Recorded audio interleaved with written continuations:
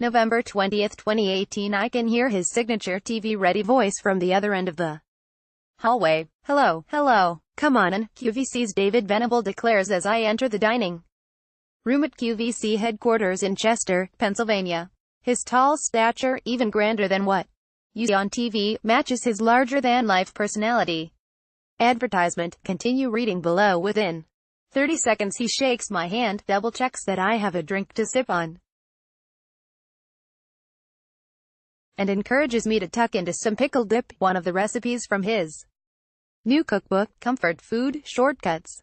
The In the Kitchen with David host is a self-described food pusher, a trait he credits to his mom, Sarah.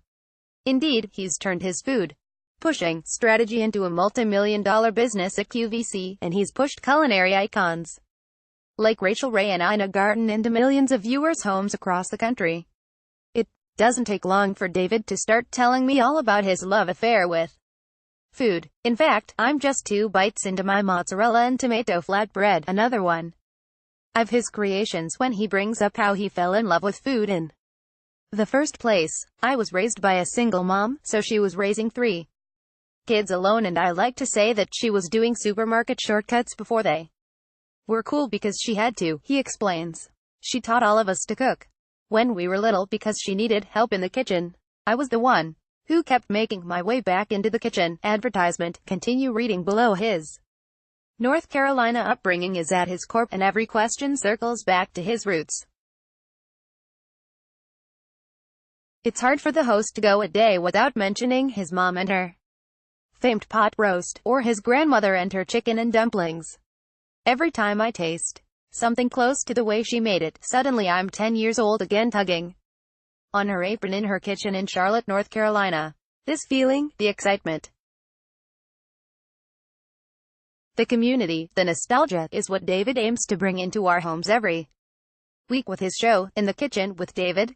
His motivation is simple: food is where the conversation begins, but not always where it ends. Before joining QVC 25 years ago, he'll celebrate his 25th anniversary on December 13th. David worked as a reporter for local news outlets across the Southeast. Then at 28, he hit a series of crossroads, which ultimately got him thinking about working at the e-commerce giant. When I was in news, I was at my best when I was doing live shots. Not scripted, not reading a teleprompter. When David could be more David, I thought, what can I do in television that allows me to do that? Advertisement. Continue reading below. At the time, he was anchoring the midday news in Altoona, Pennsylvania, just 240 miles west of the QVC headquarters. One day, during his lunch break, he stumbled across a feature on QVC in the local paper, the Altoona Mirror. He suddenly thought of his mother and the gifts from QVC that she had sent him through the years. After discovering that many of the hosts had local news backgrounds, he sent in a tape, auditioned the next week, and was hired 2 weeks later. At the audition, I had to bring an item of my own choosing and then arrive 30 minutes early to look over an item of their choosing. The item they wanted me to present was a gold necklace, and I didn't know anything about jewelry, he said. I sat there kind of dejected while looking at the questions I had to answer about the necklace. What does it look like? What does it feel like? To whom would you give it as a gift? With what would you wear it? And so on. In that moment, he discovered what QVC was all about. So much of what we're doing is relating the product with storytelling and romancing the item. Sure, I can learn how a product is made and tell somebody about it. What the viewers really want to see is how they can relate to this item and not be stumped by it. He credits his entire 25-year career at QVC to one line he came up with during that audition: nothing says I love you like a gift in 14-karat gold. In the Kitchen with David airs on QVC every Wednesday at 8 p.m. Eastern Time and Sunday at noon ET, and reaches on average over 1 million U.S. households each episode, according to Comscore, a testament to his way with words, but even more so with people. He'll never describe a product better than it is. He'll tell it like it is, says Stacey Stoffer, a QVC host and longtime colleague of David's. He really becomes our customer's friend. We don't even call them customers, we call them foodies.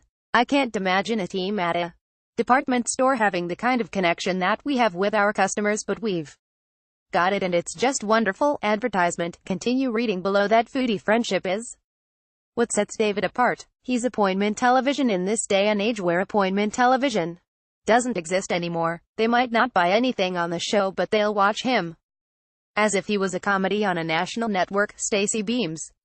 Even with e-commerce giants like Amazon taking over, David believes that his show, and QVC as a whole, will always have value. He gives tirelessly to his audience, even on Thanksgiving. On Christmas, David is putting on a show. But the 54-year-old says he feels like he gets so much in return. For example, during his Christmas in July episode this summer, a viewer named Annette called in and completely changed David's life. According to him, she said, "David, I love watching the show. You're so much fun. I have to thank you and the other hosts because you do such a nice job describing things because I'm blind," he says with clear emotion in his voice. Annette then asked the lovable host to describe his signature happy dance to her. David's fan-favorite happy dance started nearly 10 years ago, or so he remembers, when something made his taste buds, well, happy. With a quick spin, wild arm circles, and the line, "Get it, get it. Get it." This dance turned into David's signature move, and Annette wanted to know what all the hype was about. "I teared up when she asked that question. It lumped my throat. So I described it to her. If I stay at QVC another 15 minutes or 15 years, it'll be the most special moment that we've ever experienced on live television here at QVC," he recalls. But even with tears in his eyes, he doesn't skip a beat. "Now, let me tell you about this lasagna," but with his always cheery persona, the happy dance, that die-hard fan base, it all makes you wonder what he's really like behind closed doors. "After I've talked all day, the last thing I want is to talk," he admits. "I simply want the television talking to me. Or I want no one talking at all." He's famously kept his private life out of the spotlight throughout his career, and he plans to keep it that way.